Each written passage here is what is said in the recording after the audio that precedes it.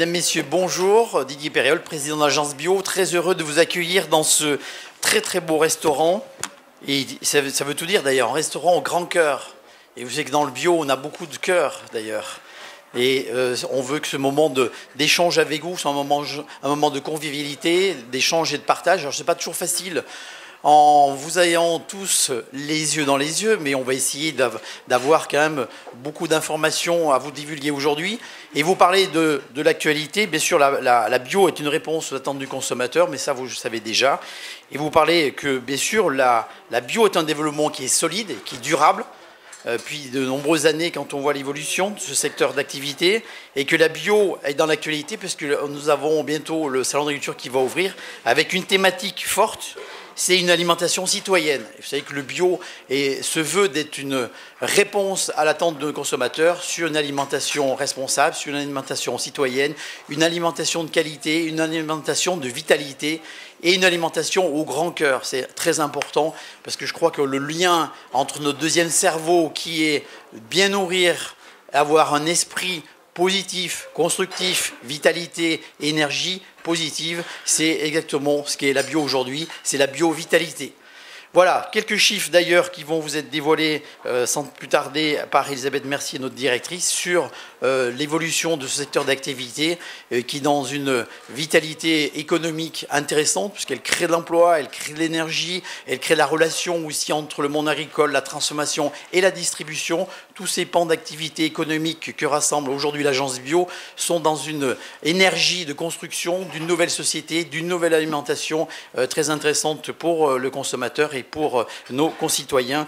Je reviens toujours sur cette responsabilité citoyenne, en tout cas que se veut tout ce pan d'activité de l'économie de l'agriculture biologique.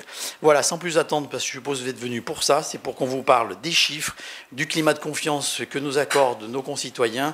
Et n'hésitez pas, vous aurez des questions, je suppose. Je vois que vous avez déjà prêt pour prendre des notes. On est là pour vous informer. Bonne conférence. Chère Elisabeth, à vous. Merci beaucoup, Président. Bonjour à chacun d'entre vous. C'est toujours un bonheur de vous retrouver présentement et dans le cadre du Salon de l'Agriculture où tous les jours nous serons à votre disposition et notamment le jour du séminaire international le 3 mars. Donc, comme le Président vient de m'y inviter, je vais vous présenter les résultats du dernier baromètre réalisé par l'Institut CSA pour notre compte, afin de présenter l'évolution des attentes et de la perception des consommateurs vis-à-vis de l'agriculture biologique, l'évolution de l'image, l'évolution de la consommation, et tout cela en relation avec l'évolution du secteur, parce que, bien entendu, l'objectif de l'ensemble des acteurs, c'est d'assurer une offre croissante pour répondre à cette demande croissante, afin de répondre à l'ensemble des attentes de la société avec un mouvement citoyen. En 2015, nous avons réalisé 2 vagues avec notre baromètre, une en janvier et une en décembre, et nous vous présentons les résultats consolidés. Record de consommateurs. 65% des Français ont consommé régulièrement au moins un produit bio par mois. Ils étaient 37% en 2003. L'offre s'est développée pour répondre à cet intérêt croissant de la part des consommateurs et nous consolidons notre estimation d'un marché à 5,5 milliards d'euros, en augmentation de 10% par rapport à l'année 2014. Comme vous pouvez le voir sur la courbe, il y a eu un intérêt consolidé au cours des 2 dernières années, avec une évolution forte en 2015. Donc les chiffres clés, 9 Français sur 10 consomment des produits bio, ne serait-ce que de manière très occasionnelle. C'est la manifestation d'un intérêt et d'une possibilité de contact et d'un geste qui est tendu. 65% au moins une fois par mois, 37% au moins une fois par semaine, 10% au moins une fois par jour. Et bien entendu, au fil des années, la consommation des uns et des autres s'élargit, le panier s'agrandit. C'est la raison pour laquelle le marché augmente dans les proportions qui ont été rappelées. Donc, vous pouvez visualiser cette évolution de la consommation avec donc ces scores qui progressent. Rappelons que pour ce qui concerne la part des Français consommant bio, ne serait-ce que de manière occasionnelle, sont donc 9 sur 10 aujourd'hui, ils étaient 54% en 2003. Ceux qui consomment régulièrement, donc au moins une fois par mois, mais en réalité c'est plusieurs fois par mois la plupart du temps, et plusieurs produits, bien évidemment, ils sont 65%, ils étaient 37% en 2003. Donc c'est un mouvement profond. Nous avons cette année essayé de qualifier un peu les profils de consommateurs, sachant qu'il ne faut pas enfermer les consommateurs dans une idée réductrice, puisqu'il y a vraiment des comportements multiples, des évolutions suivant les lieux d'achat, suivant les moments de la semaine, suivant le contexte social. Donc, mais pour donner une idée, nous avons essayé de qualifier. En tout cas, nous avons posé la question aux consommateurs, comment vous percevez-vous? Quelles sont les raisons qui vous amènent à consommer bio? Donc, au-delà des autres questions que nous avons posées régulièrement, hein, et sur lesquelles on va revenir. Donc, une majorité de consommateurs s'intéressent aux produits bio pour préserver leur santé par esprit de vigilance. Une autre partie parce qu'on les trouve de plus en plus facilement, donc par pragmatisme. Une partie est évidemment engagée, et c'est en grande partie ceux qu'on retrouve consommateurs tous les jours, ça va de soi. Et d'autres sont hédonistes, parce qu'ils y trouvent du plaisir. Alors ces résultats très indicatifs nous paraissent très signifiants, parce que depuis des années, nous ne cessons de répéter que la bio, c'est l'affaire de tous, et qu'il y a de la consommation bio dans toutes les catégories sociales, dans toutes les tranches d'âge, même si bien sûr c'est progressif, même si les jeunes se intéressent de plus en plus maintenant, alors qu'il y a 10 ans c'était relativement peu marqué. Il y a une évolution très significative au cours des 2 dernières années, et il y en a partout en France. Et plus les possibilités d'achat se développent, plus les achats eux-mêmes sont concrétisés. Et donc ça, c'est la preuve que la bio, permettez-moi l'expression, c'est pas l'affaire des bobos. Là, vous avez la preuve. Hein. Et donc, tous ces mouvements qui consistent à essayer de cultiver les images du passé, hein, en disant la bio, bobo, ça sonne, ça rime, c'est vrai que c'est facile. Mais non, pas du tout. Nous avons la preuve qu'il y a un mouvement en profondeur, avec des gens qui sont plus engagés que d'autres, mais un mouvement progressif et des événements déclencheurs de l'acte de consommation, avec l'arrivée des enfants dans une famille, avec les discussions au sein de la famille et entre amis, et puis aussi les mises en avant sur les lieux de vente, la discussion avec les producteurs et les transformateurs, toutes ces actions d'information auxquelles nous participons tous. C'est consolidé. Les Français considèrent vraiment que la bio, c'est une solution aux problèmes environnementaux. Les produits bio sont bien perçus comme des produits naturels, préservant l'environnement, bons pour la santé, auxquels on associe pour une proportion très importante les 3/4 des Français des qualités nutritionnelles, et on en apprécie le goût. Ce sont les fameux hédonistes. Sachant que bien sûr les consommateurs, dans certains cas, ont plusieurs raisons de consommer bio. On retrouve des gens engagés qui sont aussi vigilants et qui aiment les produits bio et se font plaisir. Ça va de soi, mais ça vous l'aviez compris. Les principes de la bio sont relativement bien connus, donc c'est consolidé année après année, avec une bonne connaissance de la non-utilisation de produits chimiques de synthèse, la non-utilisation d'OGM, des normes élevées tout au long de la chaîne, un engagement qui concerne la ferme, l'atelier de transformation, l'atelier de distribution, avec des contrôles spécifiques. Un acte réfléchi, guidé par de nombreuses motivations, donc nous le revoyons autrement, donc l'environnement, la santé et tous les autres facteurs qui y sont liés. Les consommateurs de produits bio ont un engagement qui s'inscrit dans le sens du développement durable. Et donc, nous faisons attention chaque année à nous intéresser aux éco-produits. Donc, les consommateurs de produits bio, de produits alimentaires bio, consomment aussi, plus que la moyenne des Français, des cosmétiques bio, des produits d'hygiène écologiques. Et ça, vous le voyez, avec 82% des consommateurs qui déclarent acheter ces produits qui sont en cohérence avec leurs achats alimentaires. Donc ce sont en majorité des produits d'entretien, mais aussi des produits cosmétiques avec des taux de croissance significatifs. Consommer bio fait évoluer les habitudes d'achat et de consommation alimentaire. C'est très important.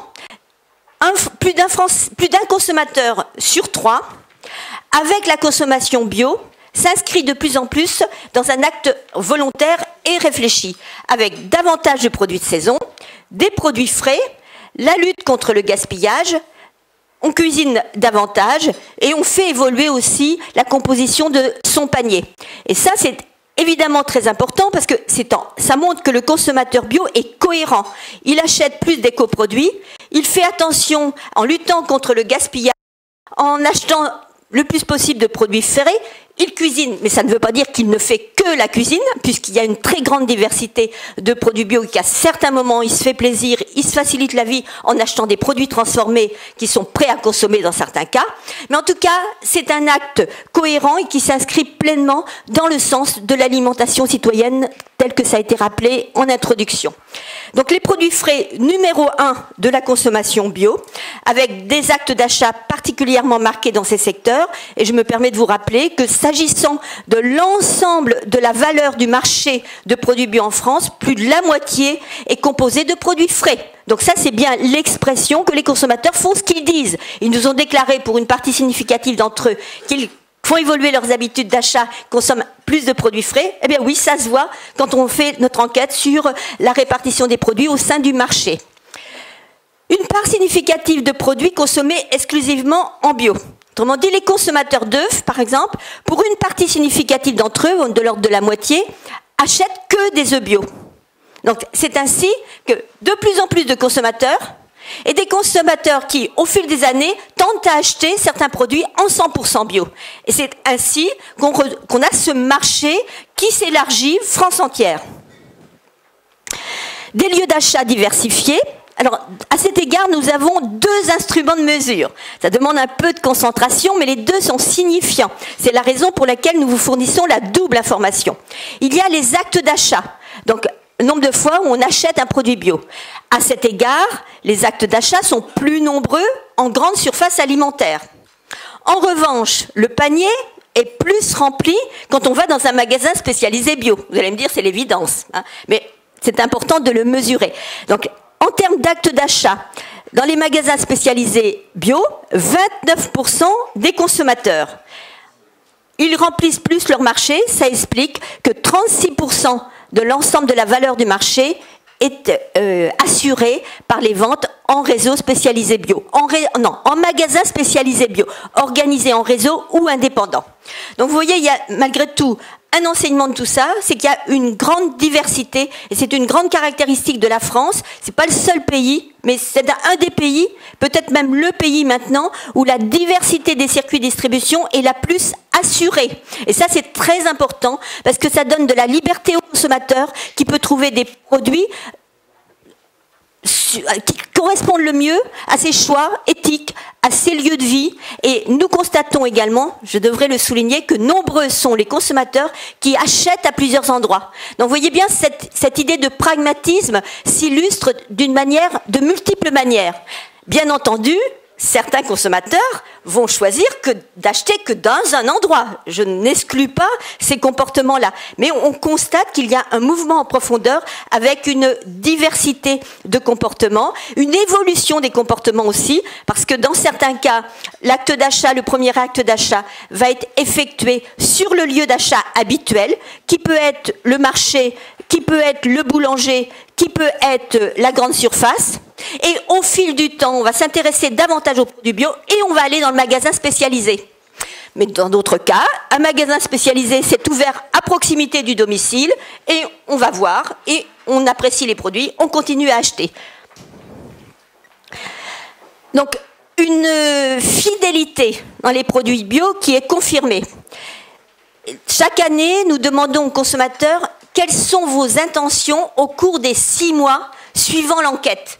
et vous pouvez constater que c'est un indicateur fiable, puisque cette question est posée depuis 2003, qu'on a toujours eu des réponses très largement majoritairement positives en faveur du maintien ou de l'augmentation, et nous, chaque année, on l'a observé à travers l'évolution du marché. Donc 93% des consommateurs bio ont l'intention d'augmenter ou de maintenir leur consommation de produits bio. Et 21% l'intention de l'accroître, avec un intérêt fort pour les fruits et légumes, la viande, les produits laitiers bio, les œufs bio. Donc les fameux produits frais. Néanmoins, je tiens à le dire, toute la gamme fait l'objet d'un intérêt puisque les ventes augmentent dans toutes les catégories de produits. Corollaire, évidemment, même si les circuits de distribution n'ont cessé de s'élargir, de se diversifier, même si année après année, il y a des ouvertures de magasins spécialisés, des ouvertures de magasins de producteurs, de la diversification de la vente directe, même si maintenant on trouve quasiment des produits bio, au moins un minimum de gamme dans toutes les surfaces alimentaires, il n'en demeure pas moins que les Français en demandent plus. Ils veulent davantage de produits bio partout, et il y a de fortes attentes dans tous les circuits, en particulier au marché, chez les artisans commerçants, ce qui est assez logique parce qu'il y a encore un mouvement, un potentiel très important, mais c'est également vrai en grande surface alimentaire, c'est également vrai dans les fermes, dans les magasins spécialisés, sur Internet et via le drive. Donc vous voyez, il y a un intérêt pour tous les circuits de commercialisation. Vous y attendez parce que les Français et les consommateurs sont cohérents, je le mets en évidence, et bien sûr ils veulent des produits bio hors domicile. Et l'expression des attentes est forte dans les restaurants d'entreprise, dans les restaurants collectifs, partout, dans les restaurants commerciaux, dans les hôpitaux, maisons de retraite, centres de vacances, en restauration rapide, proportion un petit peu moindre, mais enfin très significative, les 2/3 des Français, et dans les distributeurs. Donc il y a vraiment une demande de trouver des produits bio partout pour avoir la possibilité d'en acheter, en particulier les produits qu'on publicite, mais aussi l'ensemble de la gamme. Donc tout cela, c'est en cohérence avec le mouvement en profondeur. L'agriculture et l'alimentation bio s'inscrivent dans des démarches citoyennes. Qu'est-ce qu'une démarche citoyenne? C'est déjà une démarche qui est en cohérence avec les attentes de la société et des consommateurs. Donc le premier point le plus fondamental, c'est répondre aux attentes des consommateurs. Donc là, vous voyez, notre baromètre fait ressortir que les attentes sont consolidées année après année. Donc on a vraiment une agriculture et une alimentation en phase avec la société.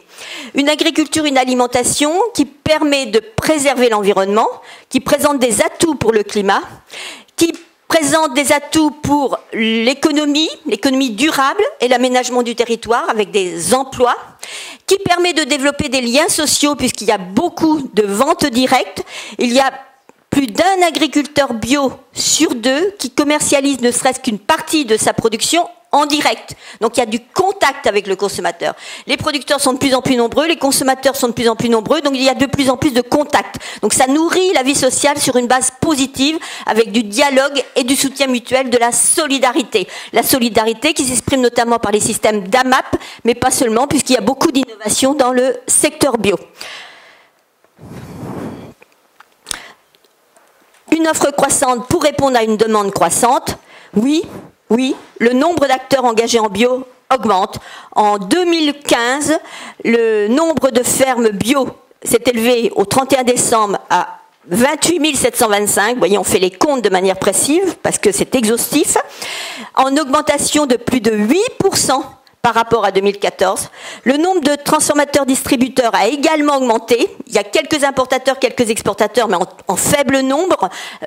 Malgré tout, nous vous les présentons puisque nous présentons des informations complètes. Les importations se rapportent aux produits exotiques avant tout, ceux que nous n'avons pas sur notre territoire. Et les exportations concernent le vin, certaines spécialités françaises qui sont également plébiscitées à l'étranger, des produits transformés, des produits de la catégorie sucrée, des biscuits par exemple, des spécialités dans le secteur de l'élevage, par exemple à base de poulet, de canard ou autre, mais également des fruits et légumes, je tiens à le dire, parce que la qualité France est reconnue partout. Donc on a également par exemple des choux et des choux-fleurs de Bretagne qui sont vendus dans les pays d'Europe du Nord où ils n'ont quasiment pas de production. Comme l'intérêt pour la consommation bio augmente dans ces pays-là, eh bien évidemment sont intéressés par une offre bio. Il y a également les fruits d'été de la vallée du Rhône, voire des salades vertes, voilà, pour donner quelques exemples. Donc c'est très important. Mais l'essentiel, l'écrasante majorité, ce sont des transformateurs et des distributeurs qui travaillent uniquement sur le territoire français et qui sont très ancrés dans les territoires et qui travaillent beaucoup selon une logique de proximité. En tout état de cause, il y a beaucoup de liens entre les acteurs. Comme je le disais tout à l'heure, il y a un producteur bio sur 2 qui commercialise en direct ne serait-ce qu'une toute petite partie de sa production. Ça veut dire que puis 10% qui vendent la totalité de leurs produits en direct. Ça veut dire qu'il y a 90% qui travaillent soit en totalité avec des grossistes, des transformateurs, ou qui travaillent partiellement avec ceux-ci. Donc vous voyez, il y a une grande diversité de modèles de développement en fonction de la situation de chacun et de ses goûts. Vous attendez aussi ce chiffre clé, la progression sur le territoire. Combien d'hectares? Eh bien, c'est confirmé.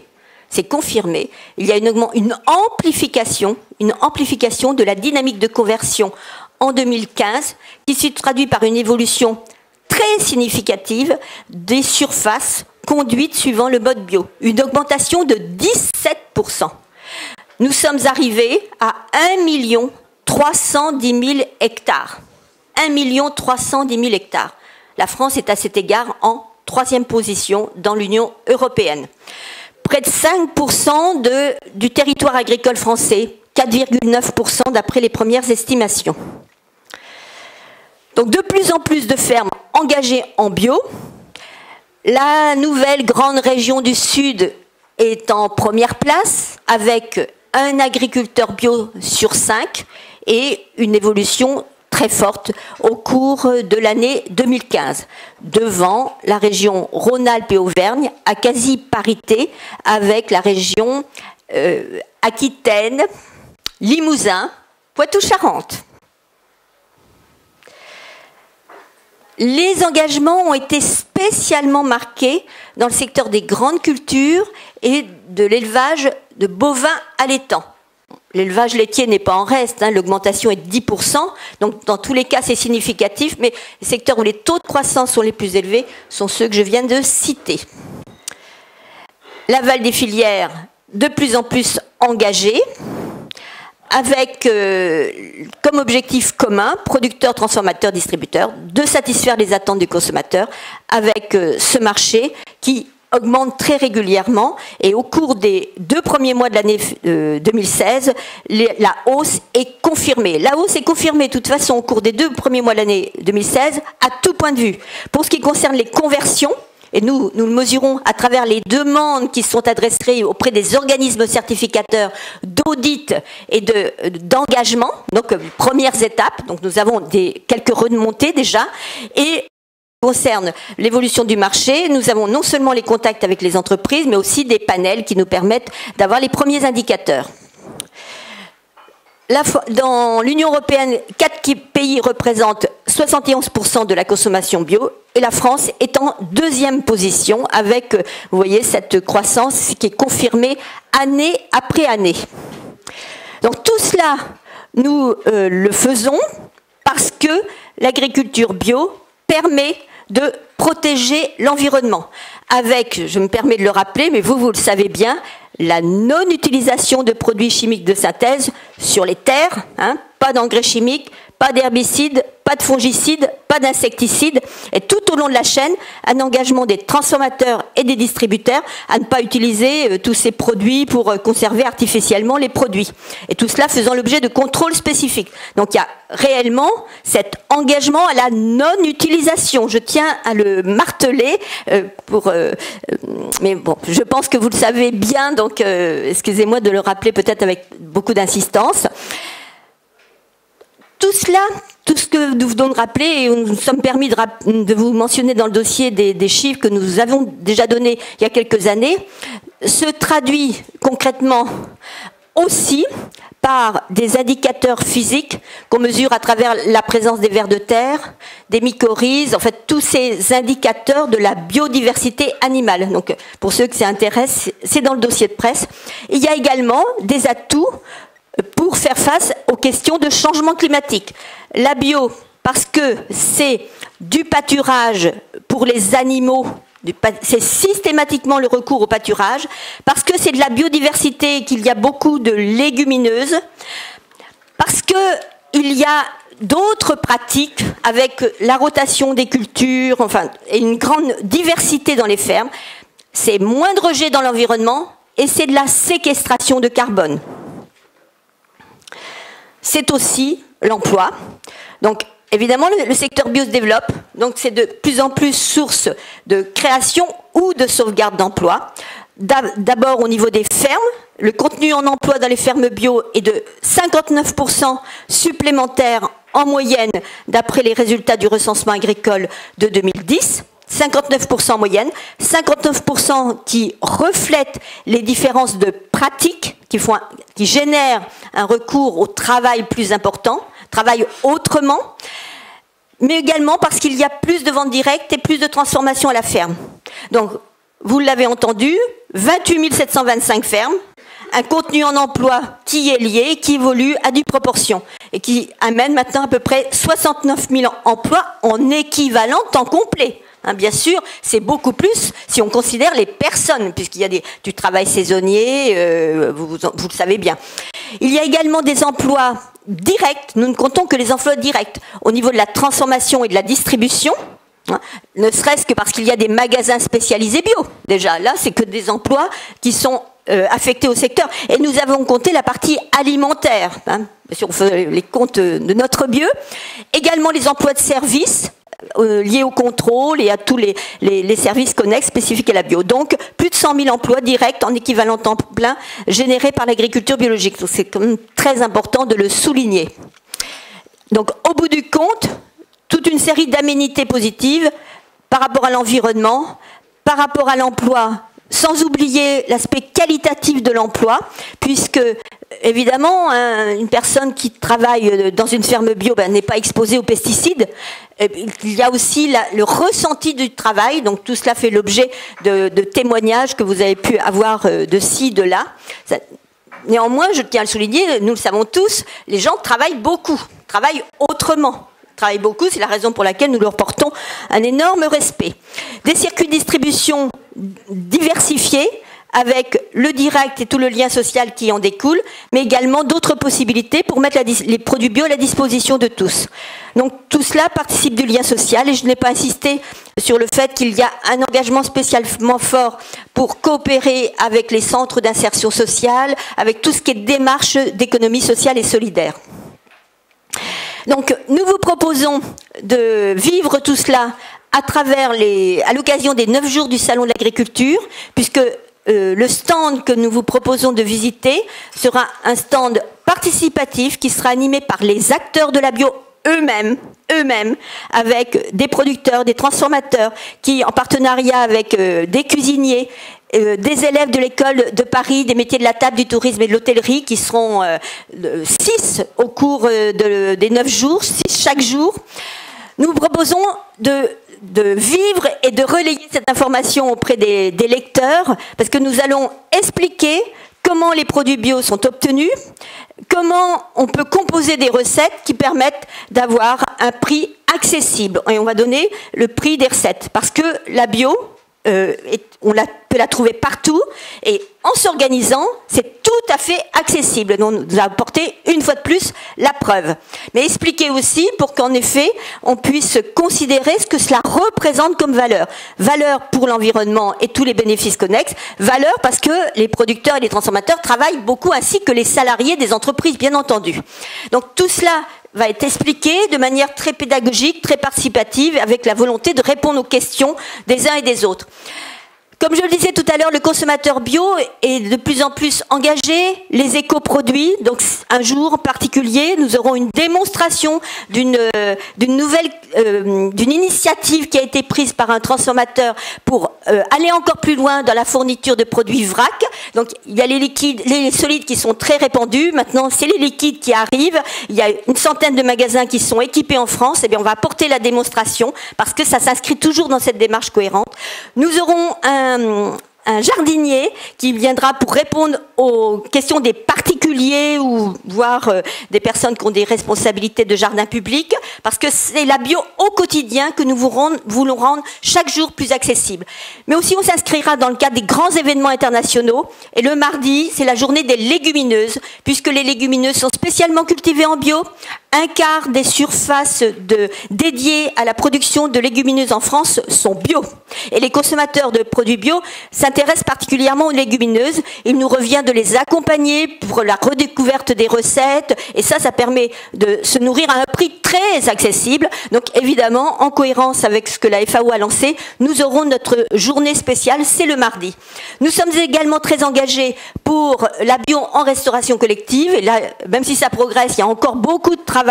Le mercredi, avec de nombreux témoignages sur les différentes possibilités d'outils à utiliser qui rendent ça plus facile.